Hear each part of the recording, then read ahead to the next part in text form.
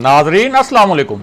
Inside news के नए programme के साथ मैं हूं इब्राहिम राजा और आज हम आपको बताएंगे कि एक ताकतवर शख्सियत ने नवाज शरीफ और आसिफ अली जरदारी को क्या इंतहाई अहम पैगाम पहुंचाया। 6 अहम शख्सियात के इजलास में शरीफ ख़ानदान के मुतल्लिक क्या बड़ा फैसला हुआ और पेशगी इस्तीफ़े का मामला क्या है। अगर आप इस खबर की तफसील जानना चाहते हैं और आने वाले दिनों में भी अहम मामलात से आगाह रहना चाहते हैं तो हमारे चैनल को सब्सक्राइब कीजिए। और अब बात करते हैं आज के मौजू पर, यानी एक ताकतवर शख्सियत ने मियां नवाज शरीफ और आसिफ अली जरदारी को क्या अहम पैगाम पहुंचाया और एक आला सतह के इजलास में शरीफ ख़ानदान के मुतल्लिक क्या बड़ा फैसला किया गया। आपको इस मामले से जुड़े 3 वाक़यात और उनकी इंतहाई अहम तफसीलात बताते हैं ताकि आप खुद डॉट्स कनेक्ट करके, यानी कड़ियों से कड़ियाँ मिलाकर या नुक्तों से नुक्ते जोड़कर इस पूरे मामले को आसानी से समझ सकें। तो सबसे पहले आपको आगाह करें कि एक आला सतह का इजलास हुआ। इस इजलास में 6 शख्सियात शरीक थीं। इस इजलास में मौजूद एक शख्सियत को एक रिपोर्ट बनाने का कहा गया था। ये रिपोर्ट पिछले 10 दिन में बनाई गई थी और ये रिपोर्ट शरीफ ख़ानदान के मुतल्लिक थी और इस रिपोर्ट में मरियम नवाज का जिक्र भी था। अब इसी रिपोर्ट की रोशनी में शरीफ ख़ानदान के मुतल्लिक एक अहम फैसला किया जाना था। इस इजलास में कौन कौन शरीक था, इस इजलास में क्या रिपोर्ट पेश की गई और इस इजलास में क्या फैसला किया गया, उसकी तफसील भी आपको बताएंगे। लेकिन पहले आपको इसी मामले से जुड़े कुछ इंतहाई अहम हक़ाइक़ से आगाह करते हैं ताकि आप इस पूरे मामले का जो पूरा पस मंज़र है और जो सियाको सबाक है उसको भी आसानी से और अच्छी तरह समझ सकें। तो मामला यह है कि एक ताकतवर शख्सियत ने आसिफ अली जरदारी से रब्ता किया। इस रब्ते में आसिफ अली जरदारी को एक ख़ास काम करने के लिए कहा गया। आसिफ अली जरदारी को इस काम पर तहफ़्फ़ुज़ात थे, लेकिन उन्हें कुछ यकीन दहानियाँ कराई गईं। इन यकीन दहानियों के बाद आसिफ अली जरदारी ने वो काम करने की हामी भर ली। उसके बाद आसिफ अली जरदारी ने इस मामले पर अपने सबसे करीबी साथी से मशवरा किया। आसिफ अली जरदारी के उस साथी ने उन्हें मशवरा दिया कि अगर उन्होंने ये काम किया तो उस काम से उन्हें सख्त नुकसान भी हो सकता है, बेहतर है कि वो ये काम ना करें। इस पर आसिफ अली जरदारी ने क्या जवाब दिया। आसिफ अली जरदारी ने अपने साथी से कहा कि उन्होंने पक्का काम कर लिया है और जो यकीन दहानियाँ हासिल करनी थीं वो यकीन दहानियाँ उन्होंने हासिल कर ली हैं। यूँ आसिफ अली जरदारी वो काम करने पर रजामंद हो गए। उसके बाद आसिफ अली जरदारी ने मियां नवाज शरीफ से रब्ता किया। ये रब्ता इंतहाई अहम नोयत का रब्ता था और उसी काम के सिलसिले में था जिसकी हामी दरअसल आसिफ अली जरदारी ने भरी थी। आसिफ अली जरदारी ने नवाज शरीफ के सामने एक हैरान कुन तजवीज़ रखी। नवाज शरीफ ने जब ये तजवीज़ सुनी तो उनका पहला रद्द-ए-अमल ये था कि अगर वो इस तजवीज़ पर अमल करते हैं तो इसका गारंटर कौन होगा, यानी इसकी ज़मानत कौन देगा। आसिफ अली जरदारी ने नवाज शरीफ को बताया कि उन्होंने एक ताकतवर शख्सियत से गारंटी हासिल कर ली है। नवाज शरीफ ने उन्हें जवाब दिया कि उन्हें एक दिन सोचने का मौका दिया जाए, यानी वो आसिफ अली जरदारी की तजवीज़ पर एक दिन सोचने के बाद जवाब देंगे। अब इस एक दिन में मियां नवाज शरीफ ने अपने 2 इंतहाई करीबी और 2 इंतहाई बाएतमाद साथियों से मशवरा किया।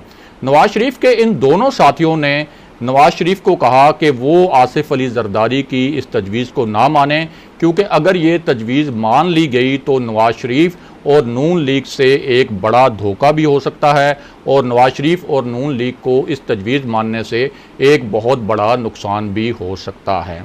अब अपने साथियों के मशवरे की रोशनी में नवाज शरीफ ने आसिफ अली जरदारी को इनकार कर दिया, यानी उन्हें कहा कि वो उनकी तजवीज़ मानने की पोजीशन में नहीं। आसिफ अली जरदारी ने नवाज शरीफ का ये जो पैगाम था उस ताकतवर शख्सियत को एज़ इट इज़ पहुंचा दिया। उसके बाद उस ताकतवर शख्सियत ने खुद अपना पैगाम नवाज शरीफ तक पहुंचाने का फ़ैसला किया। अब इस ताकतवर शख्सियत ने नवाज शरीफ से रब्ता किया और जो आसिफ अली जरदारी को उन्होंने तजवीज़ पेश की थी, जिसे वो पहले ही मान चुके थे, वही तजवीज़ मियां नवाज शरीफ के सामने भी रख दी।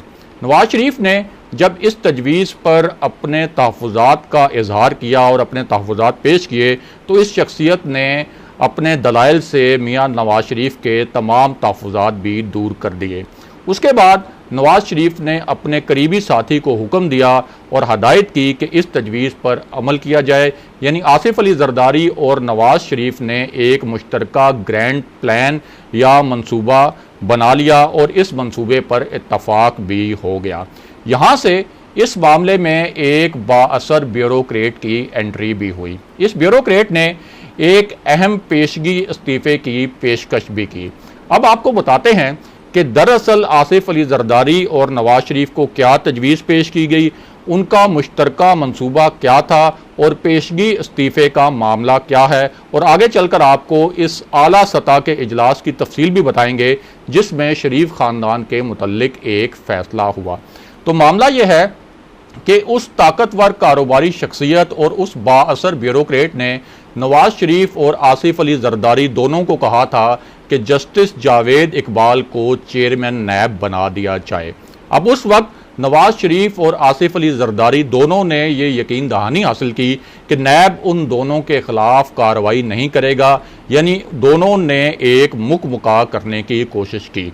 और अंसार अब्बासी साहब के मुताबिक इस मामले में शामिल बाअसर ब्यूरोक्रेट ने तो यहाँ तक ऑफर की, यानी यहाँ तक पेशकश की कि जस्टिस जावेद इकबाल का पेशगी इस्तीफ़ा आपके पास जमा करवा देते हैं, ताकि अगर कभी नैब आपके खिलाफ कार्रवाई करे तो आप इस इस्तीफ़े को इस्तेमाल कर सकें। यानी चेयरमैन नैब की तैनाती तो नवाज शरीफ और आसिफ अली जरदारी ने मिलकर डील के तहत खुद की थी, लेकिन बाद में सब कुछ उलट गया।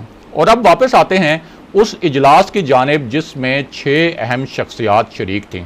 इस इजलास में वज़ीर आज़म इमरान खान भी शरीक थे और वही इस इजलास की सदारत कर रहे थे। इस इजलास में मुशीर दाखिला शहजाद अकबर ने एक रिपोर्ट पेश की। इसी इजलास में वज़ीर दाखिला एजाज शाह भी शरीक थे। इजलास में पेश की जाने वाली रिपोर्ट नवाज शरीफ के खिलाफ बगावत के मुकदमे के मुतल्लिक थी। अब इसी मुकदमे के मुतल्लिक CCPO लाहौर ने भी एक अहम बयान दिया था। रऊफ कलासरा साहब ने CCPO से पूछा था कि इस मुकदमे में नामजद अफराद के खिलाफ क्या कार्रवाई हुई है, ख़ास तौर पर एक ऐसे वक्त में जब ये लीगी रहनुमा खुद थाने पहुँचे, वहाँ उन्होंने जुलूस भी निकाला, वहाँ उन्होंने वीडियोस भी बनाई, वहाँ SHO के साथ बहस भी की और कहा कि आपने हमें गिरफ्तार करना है तो कर लें। अब इस पर CCPO लाहौर ने क्या जवाब दिया, तो आपको आगाह करें कि CCPO लाहौर ने कहा कि कोई भी मुल्जिम जुलूस बनाकर गिरफ्तारी देने नहीं आता।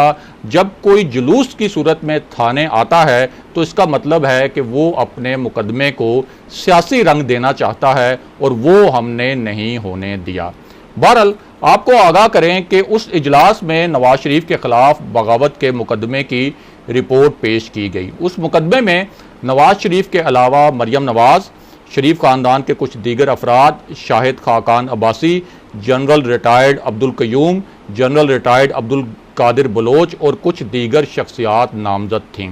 इस रिपोर्ट में तजवीज़ दी गई कि मरियम नवाज़ का नाम इस मुकदमे से ना निकाला जाए, यानी वो जो बगावत का मुकदमा है उससे मरियम नवाज़ का नाम ना निकाला जाए, लेकिन उस तजवीज़ को रद्द कर दिया गया। उसके बाद बगावत की उस FIR से मरियम नवाज़ समेत तमाम लीगी रहनुमाओं के नाम निकाल दिए गए, लेकिन नवाज शरीफ का नाम उस मुकदमे में बाकी है। दूसरी जानिब मौलाना फजलुर रहमान ने एक नई और बड़ी धमकी दी है। उन्होंने इल्ज़ाम लगाया कि इस वक्त मुल्क में हुकूमत के नाम पर मार्शल लॉ नाफिज है और इस्टेब्लिशमेंट चाहे जितना मर्जी इस हुकूमत की हिफाजत कर ले, वो इस हुकूमत को गिरा कर रहेंगे। और उन्होंने साथ ये भी धमकी दी कि अगर ये निज़ाम ना बदला, यानी उनका इशारा ये था कि अगर उनकी तहरीक के नतीजे में ये हुकूमत ना बदली और ये हुकूमत ना गई तो फिर एक हंगामा होगा। और एक और हैरानकुन बात उन्होंने ये भी की कि अगर इस तहरीक के नतीजे में